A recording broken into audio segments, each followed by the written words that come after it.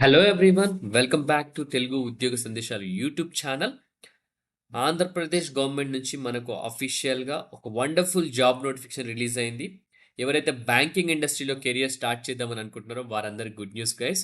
ఆంధ్రప్రదేశ్లో ఉన్న ప్రతి ఒక్క నిరుద్యోగ అభ్యర్థి అప్లై చేసుకునే job notification APCOB Andhra Pradesh cooperative bank limited నుంచి మనకు ఈ నోటిఫికేషన్ అఫీషియల్గా రిలీజ్ అయింది. స్టాఫ్ అసిస్టెంట్ అనే పొజిషన్కి వేకెన్సీ అయితే ఫిల్ చేయడానికి రిక్రూట్మెంట్ అయితే చేస్తున్నారు అనమాట. సో ఎటువంటి ఎక్స్పీరియన్స్ లేకుండా ప్రతి ఒక్కరూ అప్లై చేసుకోవచ్చు. ఇంకొకటి ఏంటంటే మీకు తెలుగు రాయడం చదవడం వస్తే సరిపోతుంది, అదొక కండిషన్ అనమాట. ఇందులో ఒకవేళ మీరు అప్లై చేయాలనుకుంటే జాబ్లో చేరగానే 47,000 వరకు అయితే శాలరీ అనమాట నెట్ అకౌంట్లో పడుతుంది అనమాట. ఓకే, సెలెక్ట్ అయితే గనక మీకు ఆంధ్రప్రదేశ్‌లోనే పోస్టింగ్ ఉంటుంది. 26 జిల్లాలు ఎక్కడన్నా ఒక దగ్గర పోస్టింగ్ అయితే ఉంటుంది. సో, ఈ వీడియోలో ఈ నోటిఫికేషన్ సంబంధించి clear cut complete information explain చేస్తాను. డాట్ టు డాట్ ఎక్స్‌ప్లనేషన్ ఇస్తాను. ఎలిజిబిలిటీ క్రైటీరియా ఏంటి? ఎగ్జామినేషన్ ప్యాటర్న్ ఏంటి? సాలరీ స్ట్రక్చర్ ఏంటి? Place of posting, examination fees ప్రతి ఒక్కటి ఎక్స్‌ప్లెయిన్ చేస్తాను. సో, వీడియో స్కిప్ చేయకుండా ఎండ్ వరకు చూడడానికి ట్రై చేయండి. చిన్న రిక్వెస్ట్ గైస్, వీడియో నచ్చితే జెన్యూన్‌గా నేను చెప్పే విధానం నచ్చితే వీడియో చూసిన తర్వాత లైక్ చేసి షేర్ చేయడానికి ట్రై చేయండి. ఇంకా మన ఛానల్ సబ్స్క్రైబ్ చేసుకున్నారంటే ఇమ్మీడియేట్‌గా ఛానల్ సబ్స్క్రైబ్ చేసుకొని పక్కనే ఉన్న బెల్ ఐకాన్ ఆల్ అని యాక్టివేట్ చేసుకోండి. సో దట్ నెక్స్ట్ టైమ్ నేను ఏ వీడియోస్ చేసినా మీకు ఇమ్మీడియేట్‌గా అప్డేట్ అయితే రావడం జరుగుతుంది. So without any delay let us jump into the official notification guys. So official notification మనకు the Andhra Pradesh state cooperative bank limited నుంచి రావడం జరిగింది. ఇది ఒక స్టేట్ పార్ట్నర్డ్ షెడ్యూల్డ్ బ్యాంక్ అనమాట. సో రిక్రూట్మెంట్ నోటిఫికేషన్ మనకైతే నిన్ననే రిలీజ్ అయిందనమాట. సో ఆన్‌లైన్ రిజిస్ట్రేషన్ కూడా స్టార్ట్ అయిపోయింది. సో క్లోజింగ్ డేట్ వచ్చేసి మనకు 10థ్ సెప్టెంబర్ అని క్లియర్‌గా ఇవ్వడం జరిగింది. సో మీరొచ్చేసి ఆన్‌లైన్‌లో అప్లికేషన్ సబ్మిట్ చేయాల్సి ఉంటుంది. ఆన్‌లైన్ టెస్ట్ కూడా ఉంటుంది. ఎగ్జామినేషన్ దీనికి టెంటేటివ్ టెస్ట్ వచ్చేసి మనకు సెప్టెంబర్ ఆర్ అక్టోబర్ 2025 అని క్లియర్‌గా మెన్షన్ చేయడం జరిగింది. ఓకే. సో వేకెన్సీస్ ఎళ్ళిపోతే గనక ముందుగా మనకు స్టాఫ్ అసిస్టెంట్ అనే పొజిషన్‌కి వేకెన్సీస్ రిలీజ్ అయ్యాయి. టోటల్‌గా 13 వేకెన్సీస్‌తో మన ముందుకైతే నోటిఫికేషన్ రావడం జరిగింది.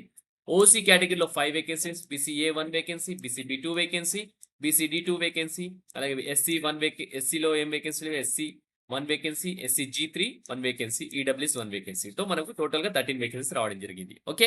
సో మనకు రిటన్ ఎగ్జామినేషన్ అయితే ఉంటుంది. అది కూడా సెప్టెంబర్, అక్టోబర్‌లో ఉంటుంది. పే స్కేల్ చూసుకుంటే బేసిక్ వచ్చేసి మనకు 24,150 నుంచి మనకు 20 స్టేజెస్‌లో 64,480 అయితే బేసిక్ ఉంటుంది. అన్ని అలయన్సెస్‌తో పాటు అకౌంట్‌లో మనకు ₹47,198 అయితే రావడం జరుగుతుంది. యాస్ ఆన్ జులై 2025 క్లియర్‌గా మెన్షన్ చేశారు. Okay. Plus other allowances such as convenience allowance ఉంటుంది. Newspaper allowance, telephone bill, medical allowance ఇవన్నీ మీకైతే మంచి బెనిఫిట్స్ అయితే ఉంటాయి. లీవ్ ఎన్‌కాష్‌మెంట్ కానీ, ఎల్‌టీసీ కానీ, మెడికల్ ఎయిడ్ కానీ సో మనకు యాన్యువల్ ప్యాకేజ్ ఆల్మోస్ట్ 7.2 లాక్స్ ఉంటుంది స్టాఫ్ అసిస్టెంట్ అనే పొజిషన్‌కి. ఓకే.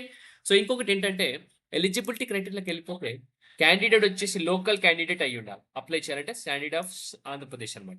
సో లోకల్ క్యాండిడేట్ ఎలా డిసైడ్ చేస్తారంటే ఈ 26 డిస్ట్రిక్ట్స్ ఏవైతే ఉన్నాయో ఆ డిస్ట్రిక్ట్స్‌లో మీరైతే చదువుకొనుండాలి అని క్లియర్‌గా మెన్షన్ చేస్తున్నారు. అంటే not less than 4 consecutive academic years. So continuous 4 consecutive academic years ఈ డిస్ట్రిక్ట్స్‌లో మీరు గనక చదువుకొని ఉంటే మీరైతే లోకల్ క్యాండిడేట్‌గా పరిగణనలోకి తీసుకుంటారు. నాన్ లోకల్ క్యాండిడేట్ కూడా అప్లై చేసుకోవచ్చు. బట్ కాన్సిక్యూటివ్ 7 ఇయర్స్ ఆంధ్రప్రదేశ్‌లో చదివిన వాళ్ళు అప్లై చేసుకోవచ్చని కూడా క్లియర్‌గా మెన్షన్ చేయడం జరిగింది. సో నెక్స్ట్ ఏజ్ క్రైటీరియా‌కెళ్ళిపోతే యాస్ ఆన్ 1 జులై 2025 నాటికి వీళ్ళు పరిగణనలోకి తీసుకోవడం జరుగుతుంది. ఏజ్ అబోవ్ 20 ఇయర్స్ ఉండాలా, బిలో 28 ఇయర్స్ ఉండాలి.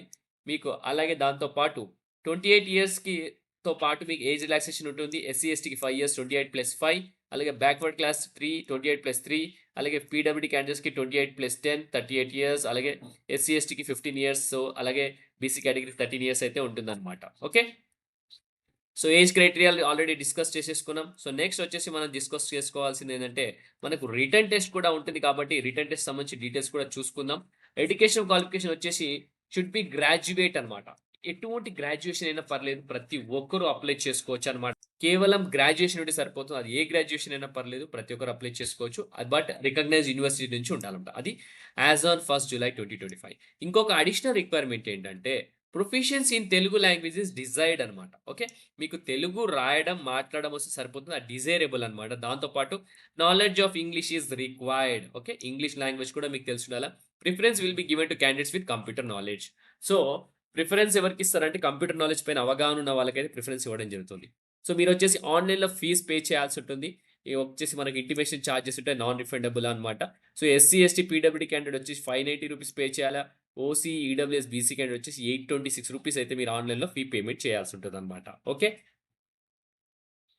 నెక్స్ట్ వచ్చేసి మనకు సెలక్షన్ ప్రొసీజర్‌లోకి వెళ్ళిపోదాం. సెలక్షన్ ప్రొసీజర్ వచ్చేసి ఆన్‌లైన్ టెస్ట్ ఎగ్జామినేషన్ ఉంటుంది. ఆన్‌లైన్ టెస్ట్ ఎగ్జామినేషన్ వచ్చేసి మనకి ఇంగ్లీష్‌లో కండక్ట్ చేయడం జరుగుతుందనమాట. ఎవరైతే రిజిస్ట్రేషన్ ఫీస్ పే చేస్తారో, వాళ్ళ అప్లికేషన్స్ రిసీవ్ అయితాయో, వాళ్ళకొచ్చేసి ఆన్‌లైన్ టెస్ట్ ఎగ్జామినేషన్ అయితే కండక్ట్ చేయడం జరుగుతుంది. మనకు టోటల్‌గా 200 మార్క్స్‌కి అయితే ఉంటుంది. 5 సెక్షన్స్ అయితే డివైడ్ చేయడం జరుగుతుంది. ఈచ్ సెక్షన్‌కొచ్చేసి 40 క్వెషన్స్ ఉంటాయన్నమాట. మాక్సిమం 50 మార్క్స్‌కి అయితే ఉంటుంది. రీజనింగ్ 40 క్వెషన్స్ 50 మార్క్స్ అన్నమాట. Quantitative 40 questions 50 marks. English language 40 questions 40 marks. General awareness 40 questions 40 marks. Computer knowledge వచ్చేసి 40 క్వెషన్స్ 20 మార్క్స్ అన్నమాట. టోటల్ 200 క్వెషన్స్ ఉంటాయి. 200 మార్క్స్‌కి అన్నమాట. మనకు టైం అయితే 2 అవర్స్ అయితే ఇవ్వడం జరుగుతుంది. సో, పెనాల్టీ కూడా ఉంటుంది. ఈచ్ రాంగ్ ఆన్సర్‌కి 1/4 మార్క్ అయితే డిడక్ట్ చేయడం జరుగుతుందనమాట. ఓకే. సో, ప్రతి ఒక్కరు ఈ పెనాల్టీ కూడా చూసుకోండి. ఇంకొకటేంటంటే, మినిమమ్ పర్సెంటేజ్ అయితే రావాల్సి ఉంటుంది. ఆ పర్సెంటేజ్ కూడా కాలిక్యులేట్ చేస్తారు. ఎగ్జామ్ అయిపోయిన తర్వాత ఎస్సీ, ఎస్టీ, ఓబీసీ అలాగే జనరల్‌కి ఇంత పర్సెంటేజ్ రావాలి మినిమమ్ క్వాలిఫై మార్క్స్ అనేది వాళ్ళు డిసైడ్ చేస్తారు బ్యాంక్ వాళ్ళు వన్స్ రిజల్ట్ ఫైనల్ అయిన తర్వాత. ఎగ్జామినేషన్ సెంటర్స్ వచ్చేసి మనకి ఇక్కడ ఆల్రెడీ ఇవ్వడం జరిగింది. శ్రీకాకుళం, విజయనగరం, విశాఖపట్నం, కాకినాడ, తిరుపతి, కడప ఇలా 14 డిస్ట్రిక్ట్స్‌లో అయితే ప్రతి ఒక్క ప్లేస్‌లో ఎగ్జామినేషన్ సెంటర్ అయితే పెట్టడం జరిగింది. సో, ఎక్కడైనా మీరు అప్లై చేసుకోవచ్చు. అప్లై చేసుకోవడం సెంటర్ గురించి.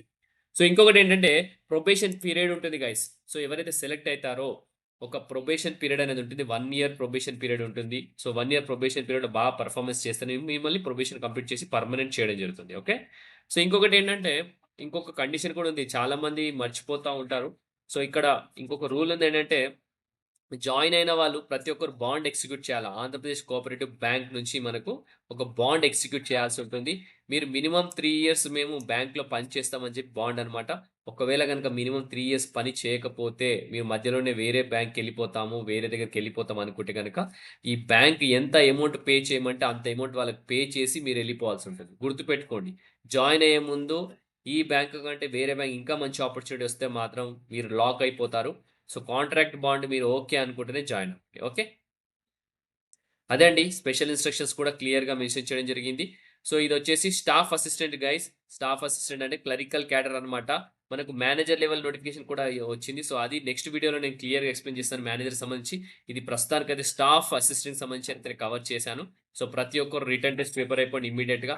సో, మనకు 5 సెక్షన్స్ 200 మార్క్స్ 200 క్వెషన్స్ కాబట్టి ఈజీగా ఫస్ట్ కంప్యూటర్స్‌తో స్టార్ట్ చేయండి. జనరల్ అవేర్‌నెస్, ఇంగ్లీష్ తర్వాత రీజనింగ్ తర్వాత క్వాంట్. ఓకే. ఇలా స్టార్ట్ చేస్తే గనక మీకు మంచి మార్క్స్ అయితే వస్తాయి. నెగెటివ్ మార్కింగ్ కూడా ఉందన్నమాట. ఓకే.